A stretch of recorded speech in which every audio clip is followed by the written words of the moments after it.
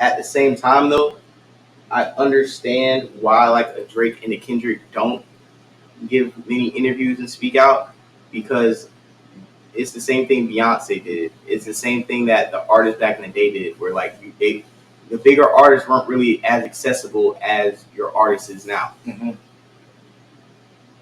That's a relatively new thing. So for all of our other artists who have to overexpose themselves in order to maintain a fan base, we're so used to having our artists be accessible that the artists that choose not to be, we thumb our nose at it, like they're better, or you think you're better than us, or you think you're too good to talk to us. In all reality, historically, the biggest artists say the least because they keep a mystique about them. You know what I'm saying? Before social media, you didn't know shit about your artist until the album came out. Hey, King Cook, say why would J.Cole or Drake want to come to AK's platform when he in full support of a rap 6ix9ine? Fuck out of here, AK. And Gift and the Curse co-signed that she supports somebody else who was rapping. Yeah, because the point about what you said is the same thing that Act doesn't realize that. You gotta take too cool. Akademiks, what's up? Oh yeah, tell you about how bring Tay on. I'm gonna get swung out. Where Akademiks, what he doesn't realize is that he wants to be respected like a Funk Flex, like a Star, like a Joe, like a like a Gilly, like his contemporaries, like a Charlemagne. But the reason why he won't get some of these interviews sometimes, he's more like a Skip Bayless to the hip hop game than a Stephen A. Like people hate you more than like they fuck with you. And I fuck with that, but I know it's a lot of people, like the narrative is like, oh, let's hate on that. And I say that because you get with 6ix9ine, a lot of niggas still ain't gonna stand by that. That's gonna always be a stain, even when you forgot you co-signed 6ix9ine, because you did. Niggas don't want to stand next to you. Niggas that would have stood next to you. And there's a lot of people who still say next to that.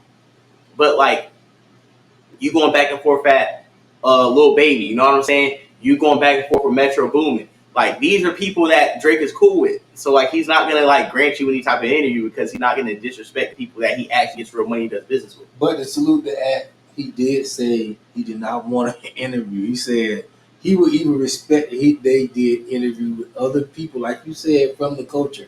He said these people don't even go sit down and talk to Joe Budden. They're not even going to sit down and talk with, the people that is keeping it PC or whatever, PR. But I was finna say, the reason why, they don't want to go with all the other places, because like you say, they don't want to answer the real questions, and niggas on that nigga But you know what it is, though? But I think we don't understand the value in them not talking actually presents. Mm-hmm. When Drake does an interview, like, he did a little back and forth with Lil Yachty. Yeah, he did a little thing at Super Bowl where he talked to, I think, Barstool Sports. Yeah, those are like, friendly, controlled interviews. You know what I'm saying? Even the interview that he had with Rap Radar was probably the best Drake interview we've ever got. Because that was like a 2-hour interview. Talk about the Pusha T, talk about a lot of shit, but like that was contrived, right? Mm-hmm. Like he should have, even though Pusha T did it, he should have did a Joe Budden interview. Like going on the shop wasn't really like an interview. You kind of like talked in the room full of niggas. So it's like we don't really get a Drake interview that's not controlled by the PR team in a way like Beyonce, you know what I'm saying? In a way like J.Cole, but it adds to the ambiance and the nuance of like, and the mystique of who they are, because you can't really pinpoint their mistakes. You can't pinpoint their flaws in life. They're like just perfect ideas of people more than actual humans. You know what I'm trying to say? Mm-hmm. So, and I think they like to be like, Drake is an idea. Aubrey Graham is a real person. You know what I'm saying? Beyonce is the idea. Beyonce Knowles is a real person. Kendrick Lamar is the idea. Kendrick Lamar is a real fucking person. And Tay, what's going on, man? What's popping? What's popping, G? What's good? What's good? Bro, J Doug. Yo. Yeah, man, we chilling, man. When you see me in the spot, man, I'm happy you tapped in with us, bro. I know you got some jewels to drop, man. What's popping, dog? Bro, for sure. I just want to say first, do co-sign pretty much everything you just said. And a lot of people don't understand like the business when you get to a certain level. Like it is a literal business. There is hundreds of thousands to millions of dollars invested into images and all this sort of stuff. So yeah, I mean, of course you get to a certain point where you're not going to be doing interviews with quote unquote whatever interviewers that Ack was talking about, but also you got this clickbait society, and these wild ass people who just want to get off on clout, and it's not safe, for your image, and it's not safe for your business to just be doing interviews like that. Even when, some people have tried to like control the interviews per se, what I mean? Like it still can go left real quick. So, and that's just not in hip hop and rap either. You know what I'm saying? Like, what I do, Jay. So like a large part of that, I have people reach out to me all the time asking, for, whether it's rock bands or R&B artists or, dance artists or whoever wanting to do interviews with them, and management or their PR team is just like, nah. And, a large part of that has to do with, where they're at within their own following, their own business, and the interviews they've already done. So, I mean, I don't see nothing wrong with it. Protect your image and don't let nobody, try and taint that. Fuck that. Right. And then when we talk about the artists that don't do interviews, they go hand in hand with the top tier artists. It's like they don't have to do interviews, and just like something you lamented to was with cancel culture, it's more dangerous than ever to get on a microphone and say something you think is completely normal that you're going to get canceled for, or that social media is going to find an issue with, and just it can just take your record sales all the way down the drain. Even to the point where Stephen A. Smith, when he was going on his book tour, right? He was at, I think, Sherry Shepherd's daytime show and said, they were like, oh yeah, Rihanna's gonna be doing a Super Bowl. Oh yeah, yeah. He was like, oh yeah, I love Riri, but he's like, that ain't no Beyonce. And they tried to cancel him. He had to make an apology, only to see the halftime show. And let's be real, it wasn't no Beyonce halftime show. So it's like, you can't even say certain things of like a public opinion and still give props without people trying to cancel you. And that potentially probably affect his book sales. But I use that point to just say where it's like, dude, even if you try to do a press run, you may say something perfectly fine, but because of your stature, they can find something wrong with it, and then that can affect your bottom line at the end of the day. So why don't I just give them the art and then live my life in exclusivity? People will always try and twist everything and anything. So, those higher level blogs or interviews and stuff like that, like all that stuff goes through, a certain process to where certain things are taken out, or, they're made to be specific to where they can't be misconstrued, or, certain questions can or can't be asked. You know what I mean? So And it's, I it's think, way more to it. yeah, and I also think that a lot of the interviews we want, yeah, we kind of do want them, but I think it's value in letting careers play out before you hear the story. Like, and when you listen to a lot of former athletes, those are some of my favorite interviews, because you listen to current players, they're so in the moment, they can't really give you a perspective of like where their career started, where the certain moments that shaped, their Hall of Fame career, their All Pro career. But when you talk or watch a lot of interviews from like past players, you know what I'm saying, even some that probably didn't make the Hall of Fame, they have so much more in their stories and have a way better storytelling, because they can really look at the perspective and the whole timeline of their career. Vlad, when he does interviews, these rappers or Art of Dialogue, when they're talking to Corrupt, and Corrupt is breaking down the way Death Row was going on 20 years later versus Corrupt, you interviewing him in '97. You know what I'm saying? Where it's like, yeah, how come Corrupt ain't talk? How come Snoop ain't talking about what's going the fallout at Death Row? Because you gotta let time play out and listen to 20 years later when the smoke clears, niggas can really look at what happened and analyze why Pac got shot. What was the vibe for real when we did make Ambitions as a rider, and no, Dr. Dre wasn't mad that he gave California Love to Pac. I know that's the narrative everybody want to roll with, but Dr. Dre did that because that was how we was rolling that Death Row, and just the perspective of how everybody was feeding into things. Bro, what you talking about, bro? We're talking. What up, bro? Oh shit, Apple. What's poppin', man? Apple. Pretty much, we're just talking about is how Akademiks was saying the Hey, Drake. hold on. Alvo, don't come in here disrespecting the show. You know what the fuck we talking about. No disrespect when he started talking about Master But P. then you need to Let's get back to the listen. topic. You need to wait till you address, nigga. J Dub, Avo, Avo stand still. already I started come with in the peace. I come bullshit. in peace. I come in Okay, peace. but I didn't even put you in. You unmuted yourself. Oh no, Yeah, I thought you unmuted me. I was in the background, so I've been shut for No, like it's no 10 minutes. problem, but don't come in Bro, like, but yo, what you all I didn't talking say about? anything. You I been didn't in here say the anything. whole show. Bro, I come next show if you want to. I came in No, it's peace. not a problem, Alvo, but you been in here the whole show. yeah, you I know what know, we but talking every about. time I come here, I feel like I'm become the core jester, and I'm trying to. I respect the platform, and But I've that been in was the platform. disrespectful, Alvo. You gotta admit, my How was it man kicking over disrespectful? here, and you talking about what the fuck you talking about? What? Bro. Oh, Bro. my nigga left-handed in the building. Salute left-handed. All right, Alvo, Jay, just stay on point, Alvo. Yeah. So anyway, yeah. So Al, so first of all, salute left-handed in the building. I got it. Me and left-handed got to do some sports. Got to do some sports. So I got to come on this platform and talk some sports, man. But Avo, obviously, we're talking about how Akademiks has an issue that Drake, Wayne, well, not Drake, Wayne, but Drake, Cole, and Kendrick don't do interviews with any hip hop platforms or make themselves accessible to other media outlets outside of him, just to, you know what I'm saying, yeah, I mean, you talking to other, like J. Cole, you talk to a lot of other people. J. Cole probably is the most successful out of the three, and I think that has benefited J. Cole's career. But at the same time, you still don't get certain candid interviews that you think they would probably lend out to certain media outlets. But I see that point, but I still feel like that's a benefit of their careers. I think that has benefited Drake and Kendrick Lamar, that they have very limited interviews, especially at the heightened points of their careers. And I think that adds value to when they drop music and when they actually do step out and speak, because they have that old school artist mystique, like the Michael Jacksons, the Diana Rosses, you know what I'm saying? The Biggies, the Pops in a way, where it's like, yo, until you see them like the album drops or they're in the news, like you're not gonna know what they're doing day to day. They're not gonna be out here talking to everybody.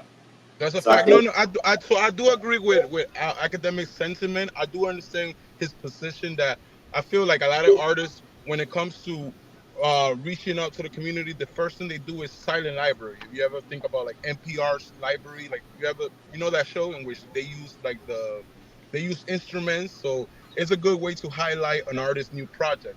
So I do agree with academics that people tend to kind of avoid academics. Now, when it comes to that, like if you're talking about 10 years academics, yeah, I think rappers do like don't support like small venues. But at the same time, we're talking about the academics that was part of Complex. We're talking about the academics that signed a contract with Spotify. So academics, you was already around the blueprints that will teach you how to get people in you. You know, I actually thought as a big follower of the Shat N words, I thought that academics, once he reached Spotify, he was gonna be more. He talked about getting the office in Jersey and things like that. But then he also is one of those like procrastinators that he starts something and he doesn't go all the way through. You know, because the industry is all about like, okay, I'm gonna do this favor, but this favor is gonna like help me out later on. So I can't be mad at no J. Cole or Kendrick for being smart and thinking corporate, because those corporate dollars are the ones that are gonna continue rolling, you know, compared of like doing favors. And also let's get back to the part of academics being notarized for the Chicago influence. You know, I know he's been trying to get away from that, but Academics is not the cool, you know. He loves Drake, but how many times Drake is willing to go to Drewski before Academics? And I head it back to you. yeah, but wait, like Drewski, you got Drewski who isn't problematic whatsoever. You got Academics who is very problematic and has viewpoints and thoughts that just are very polarizing across the board. Aligning yourself with that is very dangerous, especially for your career, for your money, for your fan base, all of that. All of that's so tied in. So like being aligned with, certain ideas or certain people that aren't in line with what you believe in or what you think in is a large part of the reason why they won't do things with academics or even some of the smaller people. and to add on to that point, Like you gotta look at it, and you know, Tay, I already know you understand this. You gotta look at it like this, right? A post with Drake and Drewski playing around or something backstage. That's a positive image for Drake and Drewski. That's going viral, and they're just gonna be like, "Oh, look at Drake and Drewski hanging out." Drake and Akademiks playing around backstage behind the studio. Everybody's like, "Ew, why is Drake hanging out with Akademiks? Oh, why Drake hanging out with a nigga who co-signed all this other shit? Oh damn, why Drake hanging out with niggas who done this, niggas who done hung around?" It's too like it's not a good look for Drake to be next to an Akademiks socially, and at the same time. And the reason why I say this is because Drake talks to Ak. Apparently, Drake and Ak are cool. Drake and Ak does have access to Drake. He can hit Drake directly, so it's not like Drake don't fuck with Ak. But Drake won't even go to the Breakfast Club. Because he don't need to go to the Breakfast Club, and him and Charlamagne never been cool.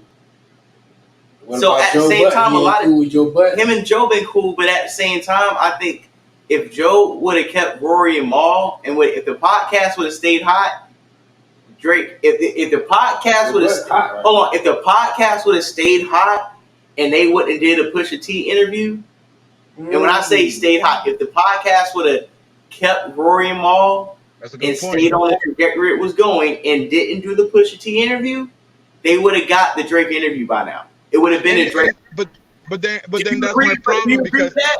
Do you but agree yeah, with that? but the Ever? culture needed. Okay, but I do agree. That was a great point because I just thought about the Pusha T and I never thought about that sequence. So I do agree. Bring in Pusha T to talk about Adonis. It was crazy. And the dick riding when Adonis dropped, like you know how Joe was reacting Yeah, to every that bar. was So crazy. yeah. You got it, like, bro. I would never like he scratched out from my list for sure. So like I never thought about that. But also it's kind of like it sucks because it puts you in a position as a podcaster in which you can't be truthful because you got to think about whose feelings you got to hurt. You know, like actually Joe been talking about it lately about how like I don't care about nobody. I'm just gonna say the things how it is because when you're trying to be friendly with somebody in the industry, I'm going through it right now. I'm in Hollywood, and you learn that if you gotta make friends with everybody. You know, you gotta because you don't even know who you spoke bad about. That person might be boss to. So I think it also kind of aligns with that. Like if Drake don't fuck with him, also because I mean, he has a reason. Going back to the academics part though, um, I do feel like people like J. Cole, because